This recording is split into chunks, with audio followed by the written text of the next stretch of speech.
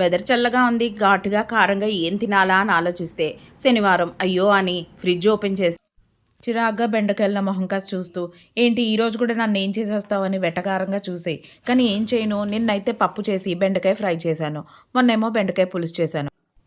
మళ్ళీ బెండకాయతో ఇంకేదైనా చేస్తాను అంటే చిరాకు పడతారేమోనని కామ్గా ఏం చేయాలా అని ఆలోచించి ఇలా బెండకాయ పచ్చడైతే చేసేసానండి.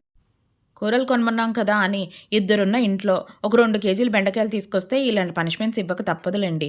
ఆయనకైతే కంచంలో వేడివేడి అన్నం వడ్డించి దాంట్లో నెయ్యి వేసి పక్కని పచ్చడి పెట్టి 4 అప్పడాలు వేయించిచ్చేసి 2 ఒడియాలు కూడా వేయించానులేండి. అబ్బా కమ్మగా ఉంది అనుకొని వేడివేడి అన్నంలో తినేశారండి. తిన్నాక అడిగా ఏం పచ్చడి తిన్నారో తెలుసా అని. ఏమో ఏం పచ్చడి చేసావో కానీ చాలా బాగుంది అన్నారు. ఎందుకంటే అందులో బెండకాయ పచ్చడని ఆయన ఐడెంటిఫై చేయలేకపోయారండి. కానీ కమ్మగా ఉంది, చాలా బాగుంది. నచ్చిందా? నచ్చితే లైక్ చేసి షేర్ చేసి సబ్స్క్రైబ్ చేయడం మర్చిపోకండి.